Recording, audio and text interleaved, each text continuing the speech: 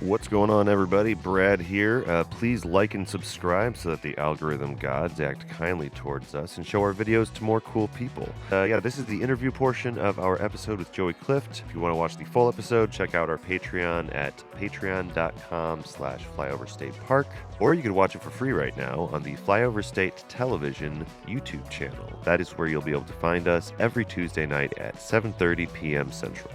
Now put your hands together for Joey Clift.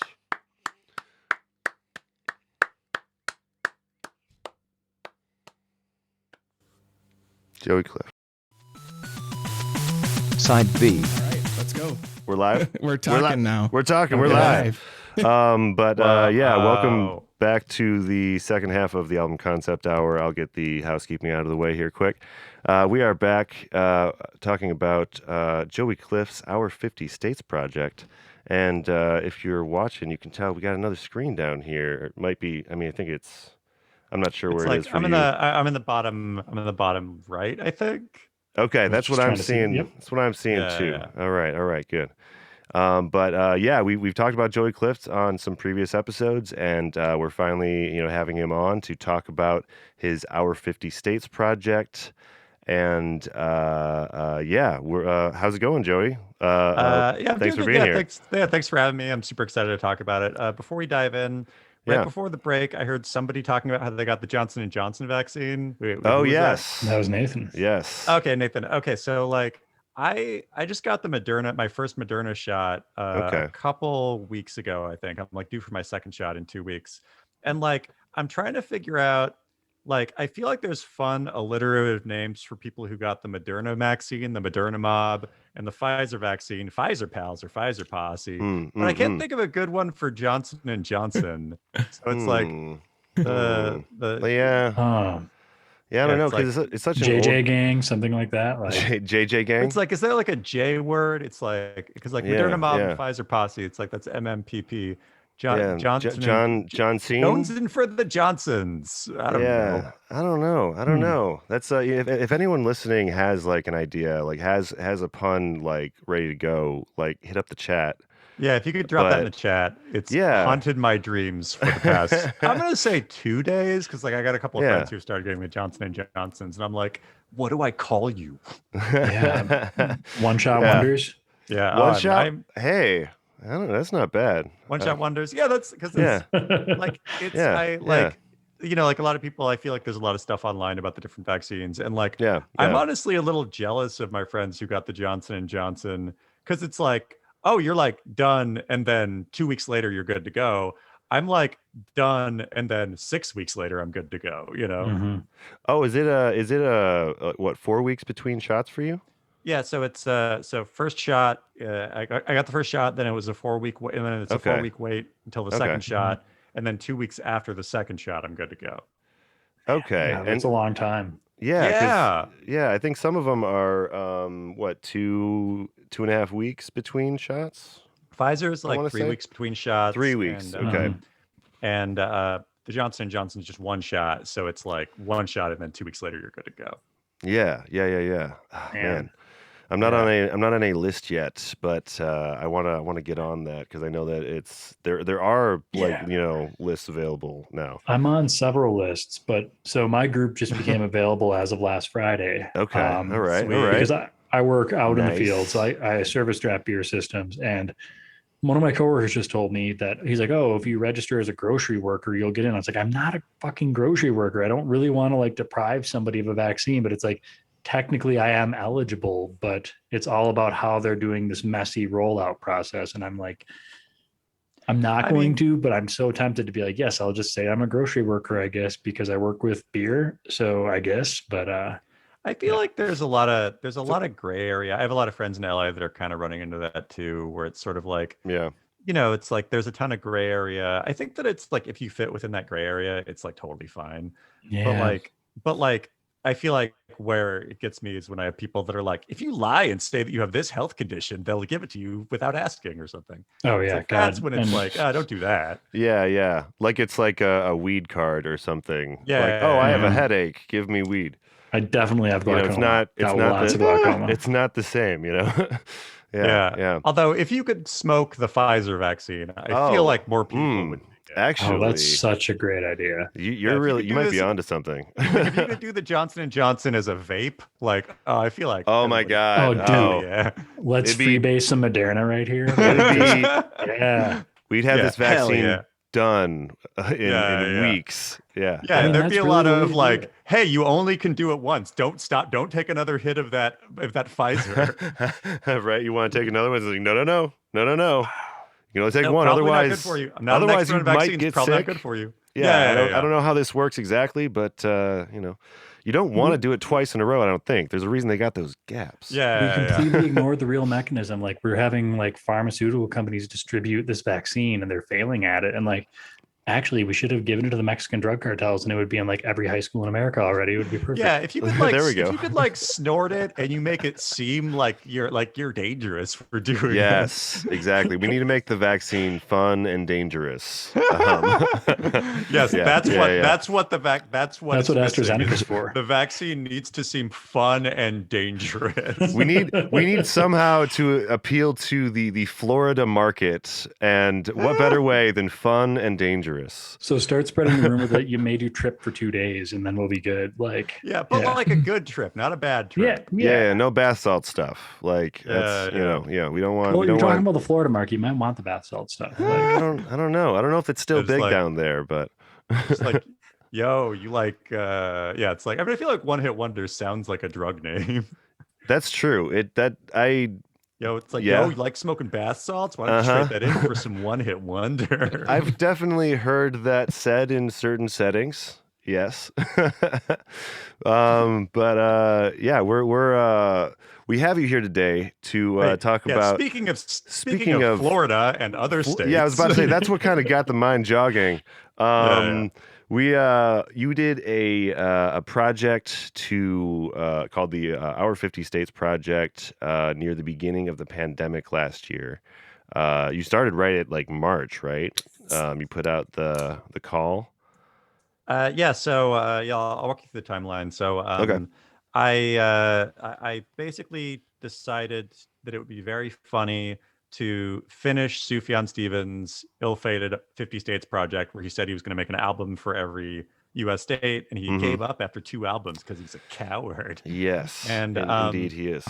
And so I put out this is an idea that I'd had brewing probably since around like 2015, 2016. I was working for a comedy website, and I think that like I was like walking past a water cooler, and I'd heard some of my friends and coworkers talking to each other about Sufjan Stevens, and I just had not thought about him since probably 2006, 2007, when I was like in college, and I heard people at college parties talking about like the Illinois album or whatever. So I asked them like, "Oh, Sufjan Stevens, I haven't thought of him in a while. How's his 50 States Project going?" And they were like, he stopped at the one album you listened to in 2007. Oh, so you weren't aware. I was not aware. Years. I was not aware of the 10 year of the 2009 him giving up on it. And they were, and like everybody that I was talking to was like sore about it because they were like, I wish there was a Washington album, and I was like, me too. So I was like a little bit annoyed by this, and I think like 20 minutes later. I worked the comedy website I worked at. Everybody else were all super funny LA comedians, improvisers, comedy musicians, and stuff. Yeah. And I started to think, hey, would it be funny if like a bunch of LA comedians just finished Sufjan Stevens' Our 50 States Project in like a weekend? And like the songs don't have to be good. It just has to be done.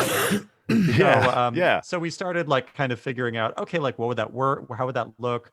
How could you even logistically release 50 albums? You know, if it's 50 albums, is that like it's a big undertaking. Is that per album? Who's doing the album artwork? Like, just like what is the logistic? Like, how could you, if you had like different groups of 10 people who were each given 1 hour to like write lyrics, like one song each they have 10 minutes per song.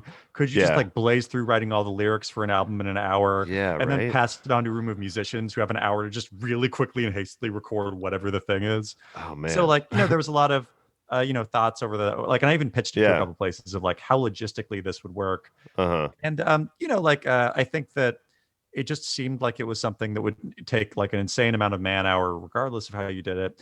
So I kind of just put it out of my mind for probably like, like a couple of years, every year or two, I'd think about it. Bring it up at a party is a thing that I think would be funny to do. Yeah, And yeah. even like as late as like early 2020, late 2019, I was thinking, oh, it might be fun to do that as like a podcast where, like every episode you record a song or something like that. And then after 500 episodes, you finish it. And I think I even wrote like a draft email to some of my comedy musician friends that was like, hey, wouldn't any of you want to do this? And then I got busy, had a couple things going on, started working on a Quibi show. Rest in peace, Quibi, that is no longer with us. I recall the Quibi. Yeah, R.I.P. Oh, it was only around for a quick bite, but it was a good bite. R.I.P. the golden arm. Yeah. R.I.P. the golden arm. Yeah. You want to see one thing on Quibi? Yeah, I don't know if you have a preference, but and it's just like the only clips I've seen are just like, I love my golden arm, and I'm like, I love that golden arm too. It's pretty cool, I guess, but it's very, very strange. But I was like writing on a Quibi show. It was like a daily variety show that it like shut down due to the pandemic. So we kind of knew that it was our last day around May 12th, 13th, somewhere around there. Okay. And I was like driving home from that. And while I was driving home, I like had the realization of, oh, like I'm now unemployed. All of the comedy theaters in LA are shut down. So many of my friends are also now unemployed because shooting isn't happening, or like filming isn't happening right now. Yeah. And it just struck me of like, oh, this might be weirdly a good time to do the R50 States project thing. Like I spent the next couple of days just kind of thinking about like, oh, what is that? One, that seems like a big job. Do I really want to like bite that off? And then two, it's like, what is that? How does that work logistically? Do I set up an email account? What is it? Like how do I organize 500 plus musicians working on songs or whatever? And I kind of like pieced it together, wrote and like basically what to me felt like a really simple blurb of what I was looking for. Sent it to a couple of my friends to proofread, and basically like, am I like the right kind of crazy doing this or the wrong kind of crazy wanting to do this? And they were all like, oh, the right kind of crazy. And I was like, sick.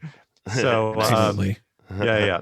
So then, or I think it was like March 18th of last year, I finally like posted my like image saying, hey, are you a musician or a comedian, or do you have any free time? Let's finish Sufjan Stevens' 50 States project.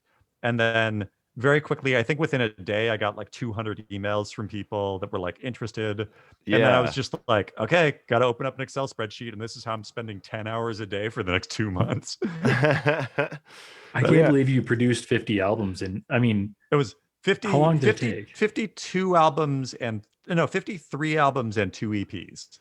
Yeah, that's right. We also did, because Rhode Island was a double album. Yep. We released an album for the Moon, an album for an album that was just for the territories, and then a Washington, D.C. EP and a Puerto Rico EP. I didn't get to hear Puerto Rico. I did the Moon and D.C. Those were great. I did Puerto Rico. We split up the whole project into 3 and marathon through our sections. So we've actually done, I don't know if you were seeing the stream, but we are doing a top 15 of the 50 States project, and we actually have 5 prepared for the segment with you, just like of all the ones we thought represented the project like really, really well. Okay, is it top 15 states or top 15 songs? Songs, and each is from a different state. So yeah, we've. Do you want to know what the first 10 were? We listened to the top 10. I'm excited. Yeah, so this is what we've listened to so far. We have South Carolina's "Superfund Times by the Lake." Oh, that's good. Yeah.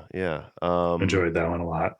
Yeah, we each of these are going through each of our picks. Bit serious, but it was good. Yeah.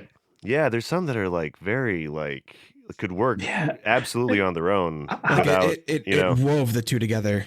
Yeah. Nicely, was your approach to this complete the project from Sufjan Stevens, or was it more let's do a comedy approach to this? Because I recall that you did mostly comedic style writing and production before this, as far as I'd understood. So I guess that for me, it was mainly like how can I dunk on Sufjan Stevens in the best way possible? How can I use everybody's pandemic time to dunk on a folk musician? Oh yeah, you do a great job with that. Oh, thank you. And within that, there was a very broad thing that I was asking for. This is a lot of what I was kind of thinking about of how this would logistically work is like, it felt like the less constraints that I put on anybody submitting songs for it. And these were random people from the internet that were submitting songs and friends of mine and stuff like that. The less constraints I put on it, the more likely it was to get finished. So I didn't put any requirements of like, it has to be funny or it has to be serious or it has to even be good or even sound like music. Like a friend of mine, Matt Mazzani, he's not a musician, but he's a good friend and he was looking for stuff to do.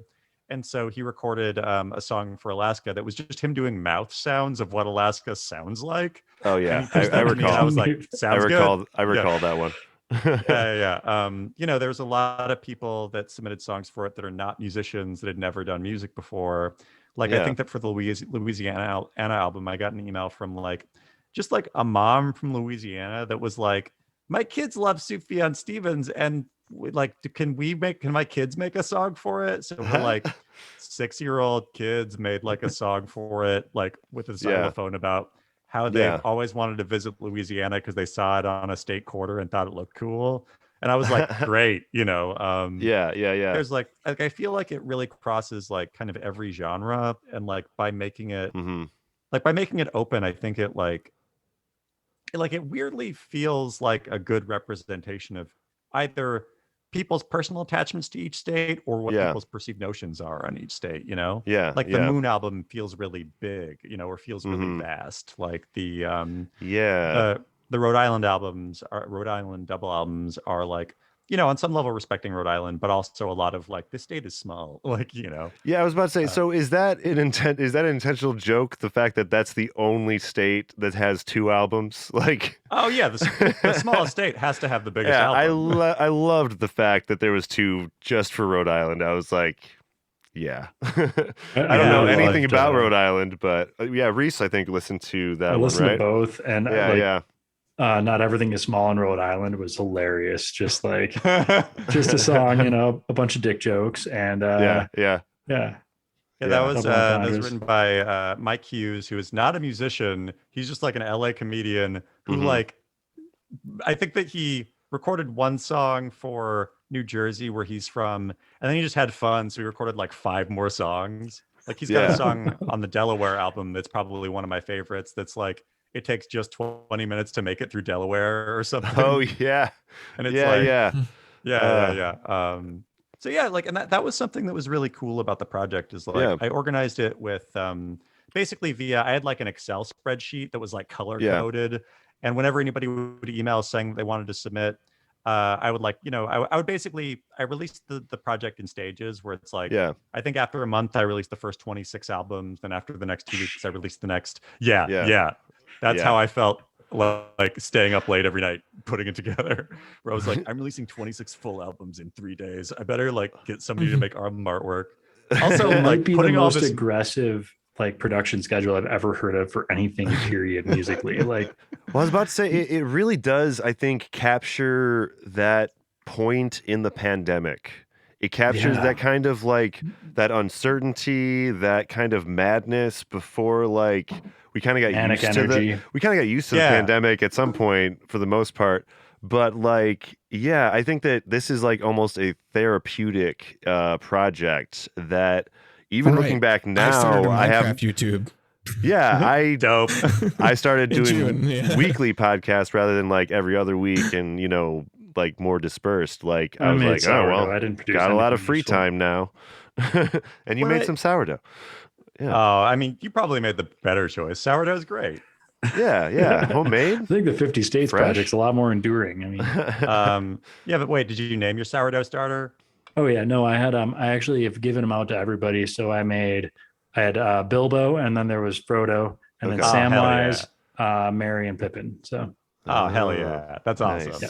Nice. I mean, that's like that to me is part of it too of like doing this project. Is it was therapeutic. It was very therapeutic for me to do it, just because it gave me like a thing to focus on that wasn't like, we don't know about this disease that's taking over the globe.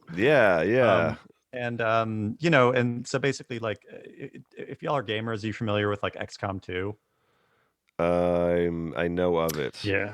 I'm a casual. Games, the fighting aliens. Yeah. So I've never played them very much. I played the old school one. Mm-hmm. So basically my schedule for probably the first month and a half of the pandemic was wake up at 8 a.m., open up the R50 States Project email address, like wipe sweat off my forehead, to take my living room recliner, put the seat all the way back, put the laptop in my lap, open up the spreadsheet and be like, let's do this. And then I would do that for probably 10 to 12 hours a day, like replying to emails, like listening to songs, trying to put things in some level of order, tracking like, okay, like how many pitches do I have, sending people follow-ups if they didn't make deadlines and stuff like that. Just the organizational producing aspect of it. Like, and then around 6 p.m. I would be like, now I must save the planet. And I would start up XCOM 2 and play that until like midnight. And it was like, that was my schedule. It was like, I would pretty much like do Sufjan stuff from like 8 a.m. until 5 or 6. And then I would open up XCOM and do that for another 8 hours. And that's just how I did a month and a half of the pandemic. That's pretty awesome. It's pretty similar to what I did during those times of the pandemic. Yeah. I completed an audiobook, which was like my goal or whatever for the summer. And that took more time than it should have. Now that I have a little more like skill on that. But I have the same. I have like a squad of guys that I grew up with that I go on like when I'm done doing anything productive. And I played Division 2, which is actually very similar to the world we're living in. It's post-pandemic. It's taking place in DC. So I'm like, all right, I guess I'm going to the wastelands of the pandemic. Yeah, it's like now I have to start my second job, searching for scrap metal. We do actually call it clocking in when we start playing. So that's accurate. But it was like I feel like the experience of putting it together was really therapeutic for me, and something that like I didn't really intend in putting together, but was like a cool side effect is like a lot of people doing the project would email me and thank me for giving them something to take their mind off of all this stuff. So like I do feel like it was like weirdly, like my initial intent was, hey, it would be funny to dunk on Sufjan Stevens, but like beyond that, it just became, I think, like group therapy for me and 250 other strangers, you know? Yeah. And I mean, seriously, I was one of those like college Sufjan fans, and I was also like one of the people that was really bummed because I was like, oh man, like it seemed like Wisconsin was probably really close if they're going to Michigan and then Illinois. Wisconsin's got to be one of the next ones, And I was one of those people that was like kind of bummed for a long time that like he didn't finish them because like there's once that he opened that kind of Pandora's box of that idea. Everyone was like, "Oh, I want my own modern pop folk album." Like in 2015, when I was asking my friends around the water cooler, like, "Oh, has he finished the 50 States project yet?" Really, my question was, "Has he made a Washington album yet?" Right. Yeah, because like you do want to see what his take would be because it's it's pretty good folk pop, whatever genre you want to call it. And let's be honest, it's not that far of a walk to finish 50 States because a lot of the albums that we've explored in our podcast are at least in name representative of sometimes just in name of states. Yeah. I was sometimes just in name very much, but that's the big difference between your project and our project with this podcast is like we're trying to basically use albums that already exist to complete it. But what we're finding is that albums that are named states are often just named the state and have nothing to do whatsoever with that state in the lyrics or any of the content. Like, it's just like this band's from, well, like Slipknot. There was like, they had the, angry white people rural thing going, but like, it was also not... It didn't talk about any landmarks or any like, what I mean? Mention corn once. Yeah, one of my ideas when I made this call on Twitter, I wasn't sure what the response was going to be, or if like anybody other than a couple comedians from LA were going to do it. So I had a couple of like backup plans to pad things out if I needed to. Okay. and one of them was I was going to take Slipknot's Iowa album and just flip it, so play it in reverse and call it like Ooh-ya or something. Yeah, boom, got the Iowa album done. Yeah. And like the album cover would have been like Slipknot's Iowa, but like reversed, so it's backwards. And I'm like, done. Yes. Took Yes. Awesome. Exactly. I didn't have to do that, but I was definitely thinking about like, it's like, oh, maybe North Dakota will just be me reading the North Dakota Wikipedia page over like a GarageBand loop or whatever. Well, that's what I like. There are some tracks like that, though. There are some tracks where it's like they even, some of them they even say in the song, "I'm not from this state. I don't know anything about it," and then they make their own tune or whatever. Yeah, it was great. The Dakotas and Wyoming, somebody also pulled from Wikipedia directly.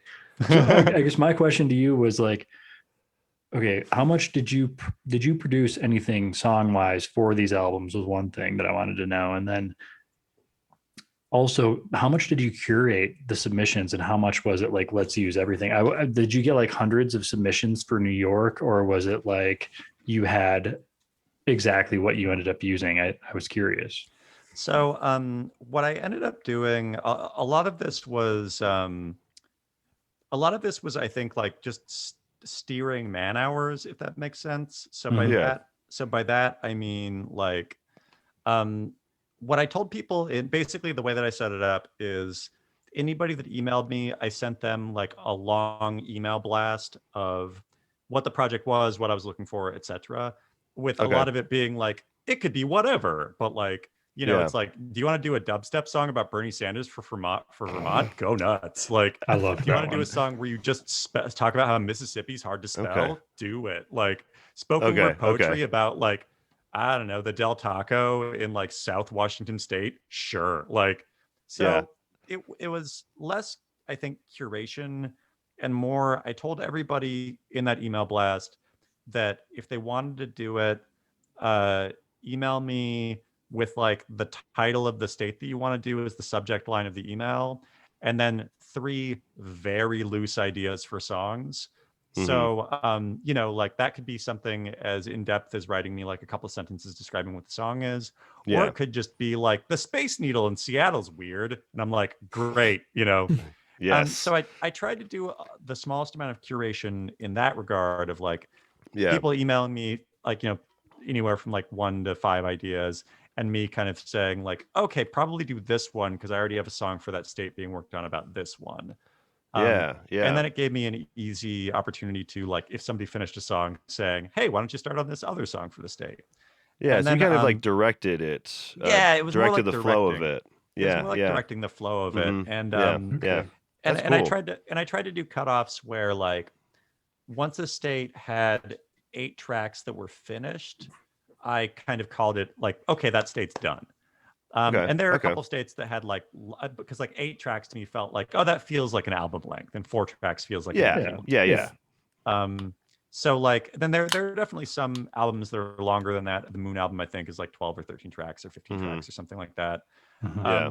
But like I tried to keep it at like 8 to 10, just so once somebody finished a state, like once I got to 8 or 10, I could email all the people that did that state and say, hey, this was fun. Do you want to do a song for another state? And then like direct them to help finish the Texas state or the North Dakota state or something. That's really cool.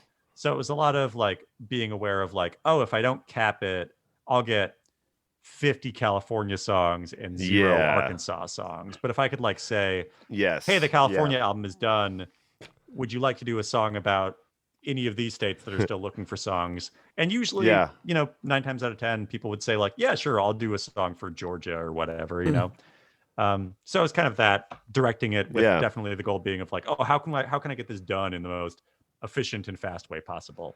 Well, and we appreciate that a lot because like we had the same thing when we were putting together this idea. Was we're like, all right, well, obviously there's a million albums for California. So many. So we chose to do North and South Dakota using your albums, because it's like we're probably not going to find North and South Dakota albums that are not just, random weird indie, I don't know, which is fine. But like, it wasn't our project. But Yeah, so we're going to probably come back to yours when we come dry on certain states. We're gonna be like, well, we got a few from the Joey Clift album because you did the work. Well, one of my favorite things about the North Dakota album is it got like a review in a local North Dakota newspaper. What? Yeah, that's so cool. How did that happen? I think it's just nobody'd written an album about North Dakota, and they were like, "Oh, North Dakota is represented in this RFP project. Here's a review of all the songs." Oh my goodness! So wow, and it was like a printed out, like it's online, but it was just so funny to me. I just want to imagine North Dakotans listening to this. Because I mean, it's not, because some of them are like, some of them are like raunchy, some of them are like, not necessarily like what's the word, flattering towards each state, right. Yeah, but oh my god, I would just assume it would be just an alien thing if you're like in the middle of the mountains in Montana or North Dakota, and like you jump into this. But yeah, that's really cool that it was in the paper. Mostly plains and rolling hills. Yeah, there was a lot of like, this song's literally just the Mandalorian soundtrack, but like, oh yeah, literally the theme from the Mandalorian with somebody saying "Oil War" over it. Yeah, that one was fun. Yeah, that was fun. Yeah, like he's just like, just take that. That's it. I got it. It's done. Like, great. Cut Counts as a song. Technically, technically that gets me closer to 8. Yeah. Great. Yeah. No, that's what I liked about it, is it did have that, like we've been saying a little bit, it's had that mix of like, there's certain songs that are very like kind of tongue in cheek, but like really like well produced and like, saying some serious things. Like we were just talking about, before the break. Yeah. We were talking about the DC one and about, kind of the statehood aspect of DC and that kind of complicated issue. But yeah, there's a few of them that you really, get into some interesting stuff. And then there's like, your really funny stuff to like really break it up. That it's just, I really liked the stories with no music behind them. Those were some of my favorite tracks. Like, so bizarre, like some of them harrowing, but yeah, we didn't pick any for our top 15 just because like we wanted to pick the music tracks or whatever. But, Washington, the Dalles or Dallas, I never know how to say that word. That one, the story about the hitchhiker getting picked up who has super strength, that one almost made the cut, and for some reason, like the back, like the full sound thing, I was like, oh, this doesn't quite make the top 5 for me, but damn it, it's funny. Or like, yeah, picking the top 5 was tough. Like there was definitely some contenders. Well, that's something that was really interesting about the project, is like I didn't necessarily know what I was gonna get, and I didn't necessarily know people's music levels or like kind of where they were in terms of ability. Yeah. So there are definitely some songs like the 20 it takes just 20 minutes to make it through Delaware, where Mike Hughes legit just like found a copyright free track on YouTube and like sang it into his like laptop microphone or something like that. Yeah. And then there's a lot of people where it's like, oh, they recorded this in their iPhone 5 minutes after coming up with the idea, and they were like, great, it's good to go. But then there were also like really great musicians, like I think Jackie Johnson is a super funny podcaster who recorded a song for Texas that she like spent like a week, where like she spent a week producing it and scoring it and doing a really good job on it. We also had which Texas song was that? That was the In the Back of My Mama's Truck. Oh my God, I love that one. Yeah. And then there's like Britt Ashford is a really great, singer-songwriter, Broadway actress who had a song for Arkansas, and she's like a Broadway actress. Like Stealth Holbang from the Lumineers recorded songs for the. It wasn't Arkansas, was it? Nah, that was a guy named Brian Hitchcock who just emailed me, Arkansas, that's something, right? And I was like, sure. It's like we had like it should be a thing. Yeah. I was like, yeah, sounds like it. That's all I need. Should be a festival, honestly. Like honestly, Ska Fest in Arkansas. Fuck it. But yeah, like it was cool to see like there were definitely like super beginner musicians and like a member of the Lumineers who like submitted songs for it, That's very cool. Like I was wondering about that. Yeah, I was wondering if you had any there was any that were like, musicians that we knew, because there was a few times that like I recognized like a voice here and there, but I couldn't quite put it together. Like or one do you sounded suspect a pseudonym somewhere? Like, oh, this was one sounded kind of like Speedy Ortiz. I was gonna say there was a song that they were either copying the style of Speedy Ortiz or it was Speedy Ortiz, But who knows? Yeah, I don't know. Do you know? The ones that I know were definitely by like I would say, like more more established musicians. Yeah, would be like Stealth Olvang from the Lumineers, Britton Ashford, and James Adomian. I reached out to him and had him record a bunch of songs for Minnesota. Wait, did he do the California's Gold? No, that was a comedian named John Grant. He basically just took samples of this guy named Huell Hauser, who's like who like James Adomian earlier in Comedy Bang Bang, James Adomian used to play Huell Hauser. Yeah. So that's why I thought, is this James Adomian? I didn't get him for that, but I did get him for I did get him from Minnesota. Oh wow. I'm gonna have to listen to that one. I wasn't subscribed to that one, but I used to love James Adomian on early CBB. He's super nice and like he's super funny and like the nicest guy. Like we know each other a little bit through the comedy scene. We've been on the same bills for shows and stuff, being around the UCB community. Yeah. And like I just sent him a Twitter DM that was like, "Will you do your Jesse Ventura voice to like host the Minnesota album for this thing?" Yeah. And he got back to me and he was like, "Hell yeah!" And I was also like, "That's great. Oh, that takes care of 3 tracks on that album." Oh yeah. I'm definitely gonna take a listen to that now because I'm sure that rounds that out quite nicely. That's one of the ones I listened to and it was great. And I love James Adomian, and my wife loves James Adomian, and yeah. He's one of the best improv people on podcasts, at least. Like I've never seen his live whatever, but I love his characters on. He's just like he's improv. One of the best like character guys in in terms of impressions in like the world. Yeah, no, he gets into it. Like he really like loses himself in his characters, man. Right. But yeah, no, when I heard the Huell Hauser thing, I'm like, wait, is this actually Huell Hauser? Is this because he sounds it kind of makes James Adomian's impression even better that's actually Huell Hauser because I was like, I couldn't tell, Yeah, no, that was I think that was actually Huell Hauser because because he's talking about California's Gold, which is the show, so yeah.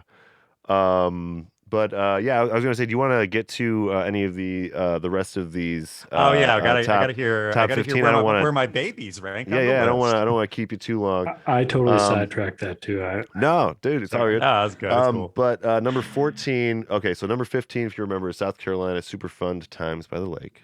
Number 14, we have Missouri T-Ravs or Toasted Ravs. Oh yeah, that's a super fun one. I like that. Yeah. I enjoyed that. There's a lot of food overall, and I appreciate it. Yeah, right. Especially mine. Yeah, like in general, I think our picks have about half food. I think. We have for 13, we have Iowa corn, just the song "Corn." Great. Because I felt like that represented just the Midwest section of the country very well in general. Right. Then for number 12, we have Vermont. Smoking shitty weed on Robert Frost's grave. Yeah. Yes. That was the title for me. Yeah. Alabama, by the way, the first album, all instrumental, very good listen. I don't care, what you're into. It's just, I was very I didn't expect it all instrumental to start out. Oh yeah, that was another. There were 2 albums where I just reached out to friends of mine who are good musicians and said, "Will you record an entire album about this state?" And awesome. One of them was Idaho from a really great musician named Joe Porter. Okay. Who basically was like, "Can I do an entire album about Idaho, but it's really about that episode of The Simpsons where like Ralph Wiggum dresses like Idaho and says, 'I'm Idaho.'" And I'm like, "Is it 8 tracks?" And he's like, "It will be." And I was like, "Sick." And then that might have went over my head. It was great. It was like, it was weirdly a musical about that episode of The Simpsons. That's pretty cool. I'm going to have to revisit that. And the Alabama album was entirely done by a friend of mine named Levi Didebrandt, who's in a really great industrial band called The Glass Shore. And he's a guy that I'm friends with him, and I was just like, hey, will you record an entire album about Alabama? And he's like, yeah, sure, why not? Can it be instrumental? And I was like, yeah. And I really enjoyed it. Like, I mean, like, seriously, like, just if you're someone that needs something to listen to in the background of something or whatever you're doing, and lyrics get in the way, great listen. But yeah, then we have number 11. We had Nebraska's "I'm Only Really Here for the Steaks." Oh, that was fun. I like that song. Yeah. We all know the Omaha Steaks. Number 10, we have Indiana FAC. Do you remember what that one's about? What was that one about? Fucking a cow. Oh, yeah. Fucking a cow. Allegedly. Yeah, the guy that sent me that one also sent me a music video that you made for that song. What? Was it graphic? Please tell me that's somewhere on the internet. Yeah, it's let me that's actually you put it up on like YouTube or something? I think that he put it up on YouTube. Okay, he was just like, I don't even care. This needs to be out there in the ether. Yeah, let me so like what I'll do is I'll email it to you. Yes. I think you posted it on Twitter for you to, like, you can post it on the social media for the thing. Yeah, but it's we'll not post graphic. It's not drop it in our chat. Show a man actually having sex with a cow. Yeah, I would. Yeah. I would hope that'd be hard footage to find. Yeah. But no, we'll have it in the description though. Whenever you're listening, if you're listening to this in the future, we will definitely have a link to whatever that is in the description. It's fun. It's good. That's so cool though that he was so inspired, or they were so inspired that they just went all the way and made a music video. Was there anyone else that did something like that? Yeah, there's probably, I think that in the end, there's probably, I want to say 10 different songs that have music videos. Wow, okay. And That's these are just people expect. who were, yeah. Like, I mean, me too, because I did not ask for these. They just said, can I do it? And I was like, sure, go for it. Like, I think that there's like 10 random music videos for different songs floating around, and they're all delightful. Well, we were thinking like "Go Fago Go" would make a good, like, there could be a good music video with like a bunch of juggalos doing totally. a musical number, Yeah. That'd be so great. So number 10 was FAC, or was that number 10 is FAC? Yes. Number 9 we have from Rhode Island 1, which is "The Turtle Who Died." That's also a top 10 song for me. Oh, it's just so a good song. It is, yeah, because like, unironically great, really well produced, and then like, definitely they put themselves in the mindset of a dying turtle on a beach and wrote a whole song from that point of view, and it's great. It's kind of macabre. It's like really. It's a little gross, and then it's also really heartfelt too. It's like, I was here first. I'm 105 years old, and I'm gonna die on this beach. Damn you! Yeah, like that was another one of those where I think that the musicians for that who emailed me and just said, "Hey, can we do a song for Rhode Island about a dead turtle on a beach?" And I was like, "Sure." Don't know what it's gonna be. Are you gonna read a Wikipedia page about turtles? Whatever it is, it'll count as a song. And they sent me just like the most beautiful thing. It's so good. It's really well written. And it's like that was like such a cool part of the project, is like not knowing what I was gonna get with every track, Yeah. Well, I was gonna say you do get like, a handful of the, ukulele and singing combo on the iPhone or something, because that's the most accessible way to create a song for most people. But this one, like, of all the ukulele vocal things, I think this one was the most, like, production wise, one of my favorites. It just, it works as a song, like, outside of the project. Like, that's the thing. I think a lot of these, like, maybe half of these could work outside of the project. Some of these are very specific to the project. Right. But I think that some of these, though, like, get earworms, like they get stuck in your head. Like, there's some really good tracks. Like, I think at least there's one, like, serviceable, like, track that could go on the radio per album, I agree. I think that, like, the ratio of legitimately great songs to is like, it's like higher than you think it would be, but it was like, that was a cool part about it. Yeah. So yeah, that was number 9. So what's number 8? Number 8 is Michigan's "Go Fago Go," which I mentioned before. Great, good song. Number 7 is Arizona's "Cactus in My Ass." That was another banger. I love that song. Such a banger. It's just that was stuck in my ear, you know? Yeah. Then number 6 is DC Doesn't Have, and that's as far as we got on the countdown. And we have 5 clips for you if you want to go through these last 5 with us. I'm excited. Let's do it. So this is New Mexico's "Requiem for an Alien." Here's the clip that we picked. One second. You strapped me to a chair with wires and told me you were going to hack my brain. You tried and you tried and you tried before you declared I didn't have the necessary brain activity. You took me back and laid me on my bed. Every night I go to my window and call for you. Alien, oh alien, I miss you. Love it. Perfect.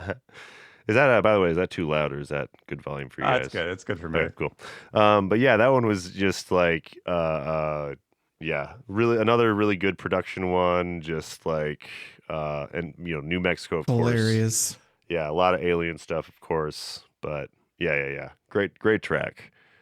But yeah, the next one we have is number 4, which is Florida. And this is "We Don't Know How to Vote." couldn't love this one anymore, I think. But here is the clip that we chose for that. But don't leave important things to a Florida woman or Florida man. Ooh, we don't know how to vote.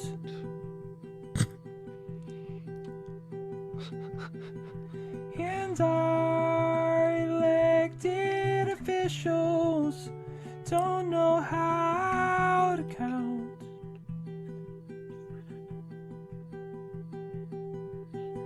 Is it all the sun or the bath salt zombies on the run? We don't know, but next time we'll try. But we'll still most likely vote for some dumb straight male who happens to be white. Just beautiful.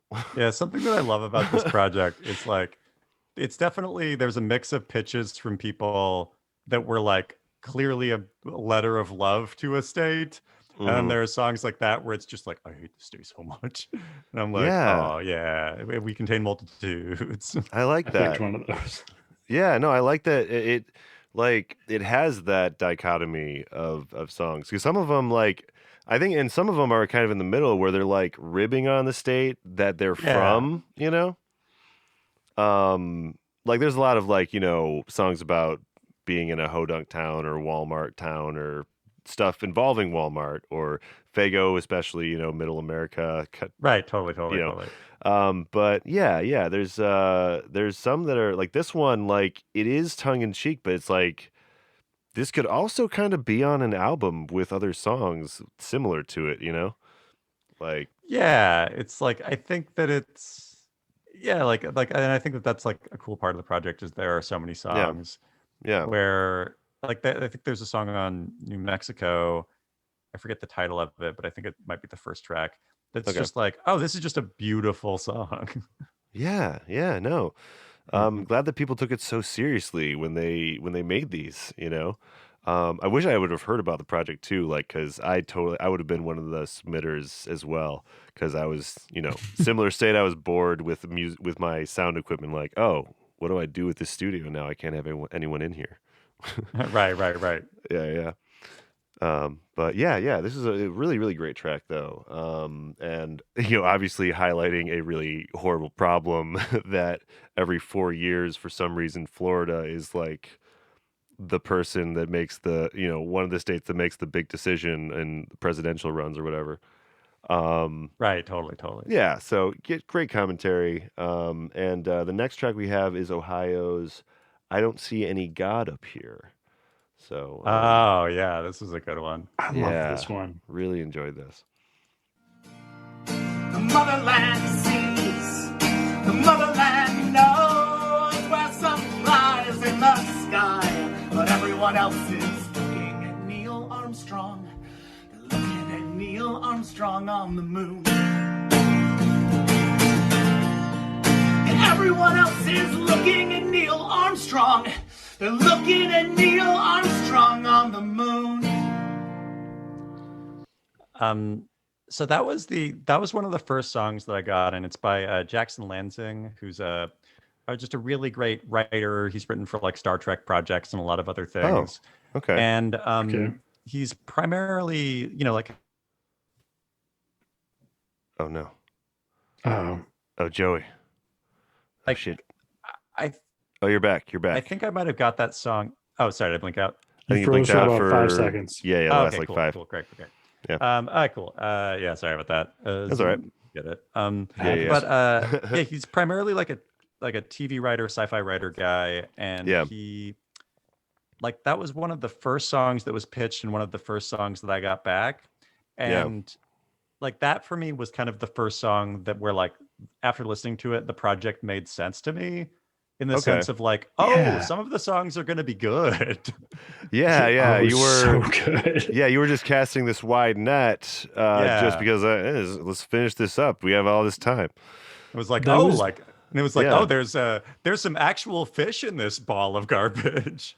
Yeah. Like, I mean, I was talking to these guys earlier. Like, I think that you could take, one track from each and like try to actually like make an album or press it or something. Cause like, they're like, cause like I said, music. Sufjan opened that Pandora's box of like people wanting like newer, fresher songs about their state. Because we all have songs about our state. Like we all have one that's assigned to our state, but like they're all boring, old, outdated, whatever's. But yeah, so I think that, no matter who you are, you can come to this project and you can like check out your own state and get something out of it, Yeah.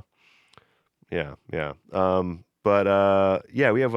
have 2 more, by the way. We have excited. Number 2 is Maryland Crabs. So let's see. This is a good one. Yeah, this is a fun one. So here we go. Crabs.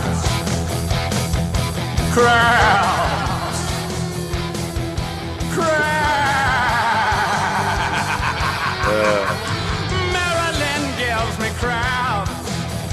Maryland gives me crabs. Maryland gives me crabs. All crusted up with Old Bay seasoning. Maryland gives me crabs. Maryland gives me crabs. Maryland gives me crabs. Served on old brown paper tablecloths. Yeah, Maryland gives me crabs. I think the Maryland album, one of my favorite parts about it is I think there are 2 songs about Maryland crabs on that one. Oh, really? Okay. Like, I think that there's like a song about like crab rolls and then a song about crabs regularly. And that's how I justify it in my mind of it being okay that there was more than one. There should be more than one. That makes sense. They are really big on their crabs in Maryland. Yeah. They have like I've listened. It even has a hint of personal preference. Yeah. Sorry, Old Bay seasonings. Hold the tartar sauce. Yeah. He doesn't want the tartar sauce. Yeah. And it kind of reminded me of I don't know if you ever saw it. It was a Weeble Stuff video called "I've Got a Big Bag of Crabs." That have similar kind of vibe, but it was like, I've got a big bag of crabs here. But it just went on a loop. But yeah, very Weeble Stuff vibe. If you know the early internet flash animation. Yeah, flash animation person that I'm talking about. Right. Yeah, really just over the top, really fun thing going on, and with the kind of almost 80s-ish guitar production going on. But yeah, fun track. Really great. fun track. Yeah. So this number one we got? Number one. So this one, I was floored by this one, but this is very excited about, because like you've touched on a lot of tracks that I love, but like there's also a lot that I've like loved that aren't on the list. So I'm like, which one is it going to be? It was hard. It was hard to pick the 15. It really was. I think we all had a top 15 overall too, and like there's a long list of tracks that I've got bookmarked that I'm going back to listen to again too that didn't make this cut. So like Coke Bitch, that was one of the ones that was almost making the cut. Coke Bitch, that was made by the same guy who made FAC Dane Bowling. Oh, okay, that fits. I found the music video and I sent it to you, so you can post it whenever. Oh, nice. Nate, you want to post that on the chat or something? Wait, did you email it to me? Oh, I just sent it on Twitter DM. Oh, all right, cool. I got it. But the first one, I will tally no further. This is Delaware. Ain't no taxes in Delaware. Yes. Yeah.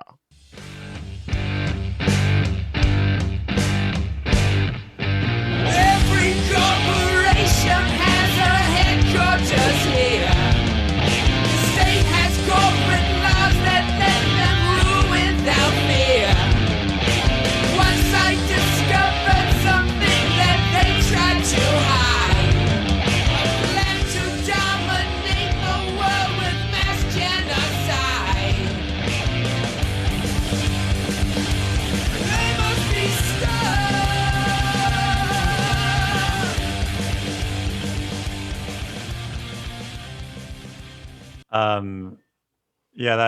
That song by Evan Watkins, who's a really great metal musician / comedian actor guy based out of Los Angeles. Yeah. He's in a really good like comedy death metal band called Hellcross. And he was one of those guys where when he reached out and said that he wanted to do a song, I was like, oh, I know he's going to send me like a 7-minute long, like Rush-esque prog metal epic. Oh man, I was so floored. Like it's the first track on Delaware too. Yeah. So I was just like, dude, this is like a full-on like studio production of this idea, really fun track. Goes a lot of places. I mean, that was a really fun part about putting all this together that like I didn't really think about until I was doing it is one, putting all of the metadata in for every track for 512 tracks. I was like, oh, I didn't know this was going to take as long as it did. But the other part of it was like, I tried to be really intented about putting the track lists together.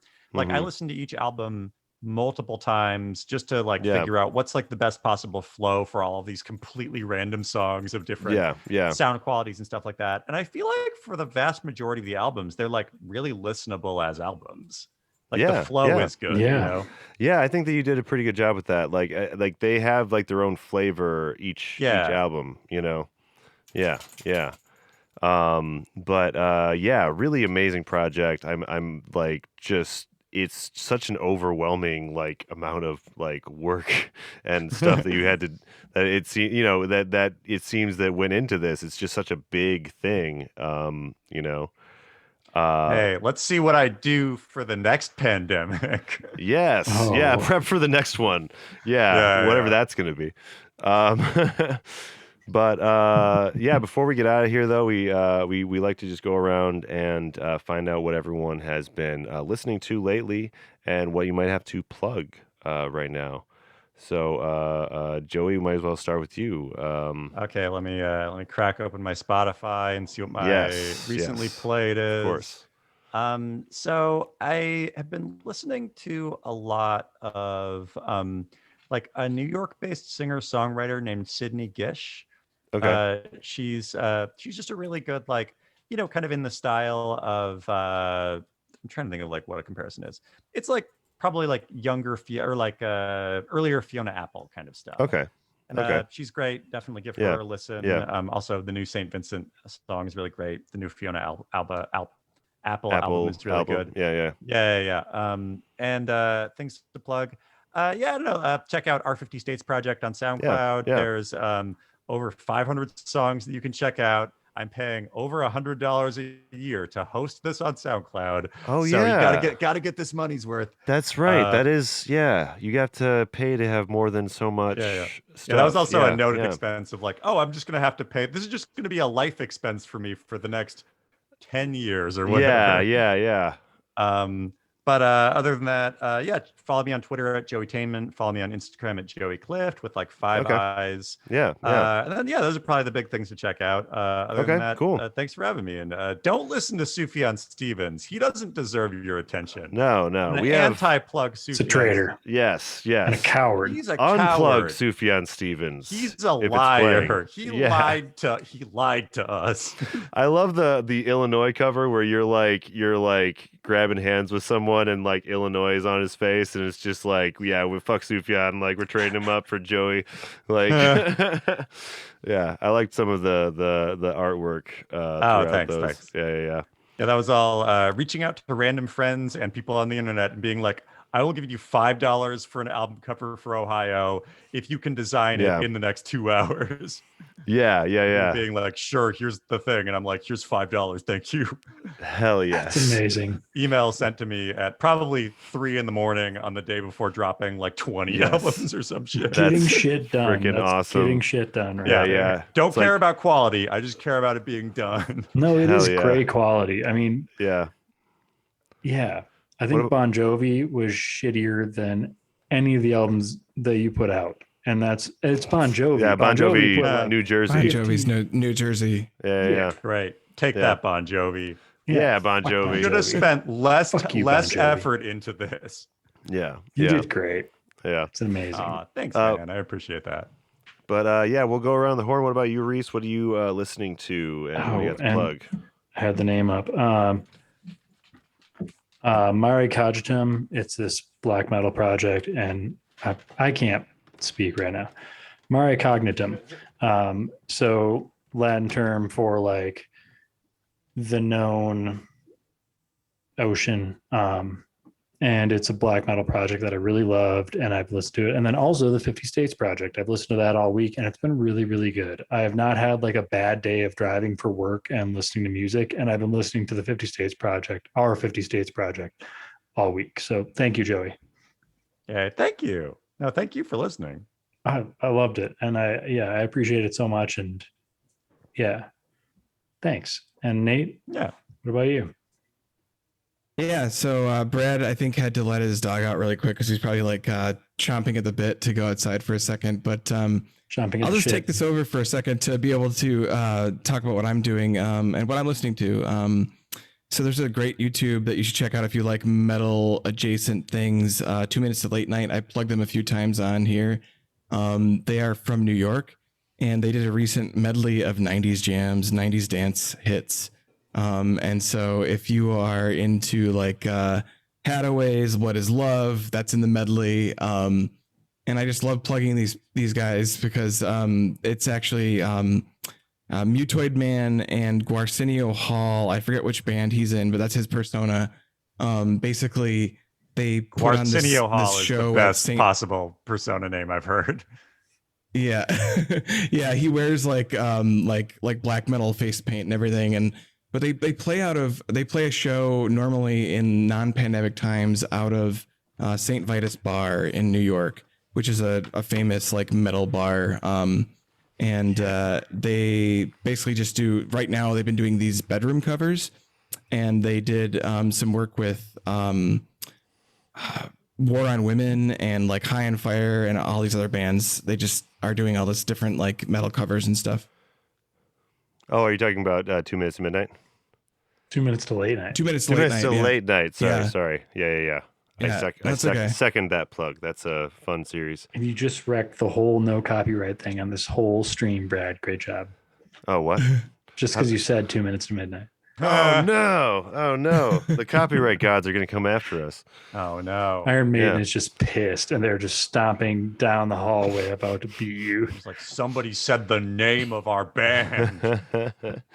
Yeah. Did you guys hear about Metallica famously hate it when people talk about their bands? Did you guys hear Metallica got shut down on their Twitch stream They were doing a live Twitch stream. They got shut down, and it was because of that's hilarious. Some of the legislation that they helped get passed. Anyway, as far as me, it's on me, right? I have been listening to the Desert Island Discord, as I have been exclusively listening to for the past several months, and will continue to listen to until we get 50 Discord people.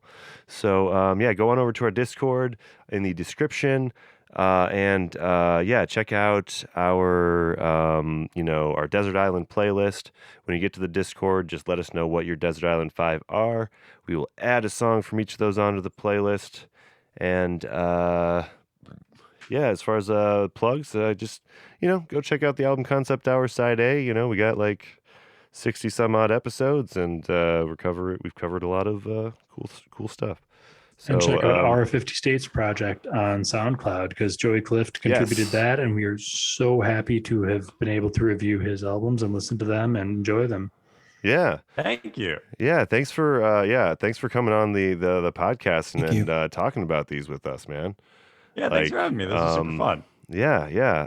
It was just, I was so glad that you responded. Like, you responded the first time, I should say, back for the North Dakota and South Dakota. You responded very quickly, and we're like, oh yeah, no, it's cool that you guys play it on the Twitch stream. So yeah, we were really appreciative of your great communication, and hope to have you on something else sometime maybe. I'm down. Hit me up. Hell yeah. Well, I think that about wraps it up though for the Album Concept Hour Side B. Thank you all for joining us in the Twitch stream. Thanks again, Joey, for being here, and we will see you guys next week on the Album Concept Hour. Yeah, thanks for having me. Get vaccinated. Get your vaccine. Yes, Smoke that vaccine. Yes. Smoke that vaccine. Smoke that sweet VC. I don't know. Vaccine. Bye. Oh, he jumped out. All right. All right. Yeah. Well, now freebase that Pfizer vaccine. Freebase that Pfizer vaccine. Oh yeah, but the Twitch stream's done. The Twitch stream is still going because you wanted me to play the outro. Oh, that's right. And I'm going to play the outro. Yeah. Yes. I didn't segue into that. We're going to do that last song. Last song that Brad played, he wanted me to play the whole thing for you because it was so good. So we're going to do an outro with that. And that is what we're going to leave you with for real.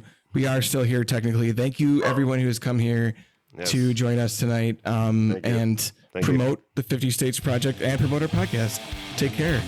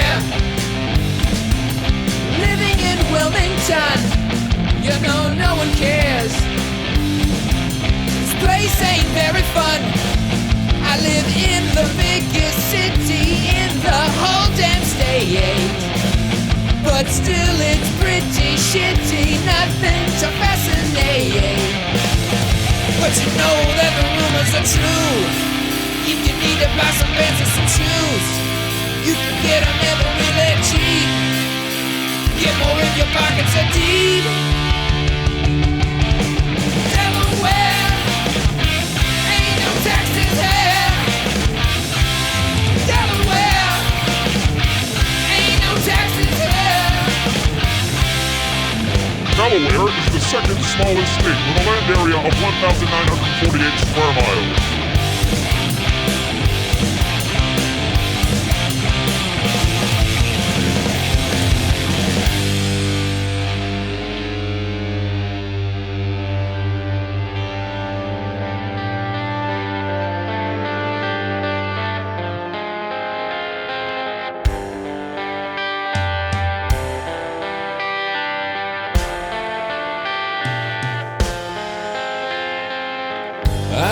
tell you it's boring.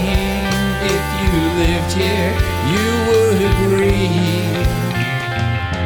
Most people just pass through, 'cause that shopping is tax-free. But I can't afford to buy nothing, for I'm just a janitor guy. Corporation that owns me, they couldn't care if I live or I die.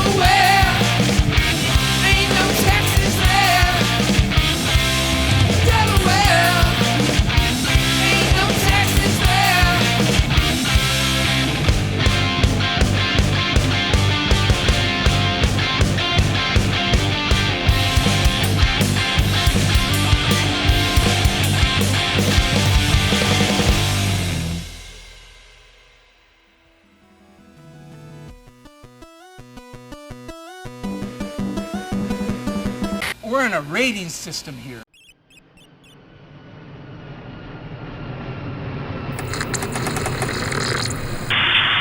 This is Flyover State Park. You are clear to land.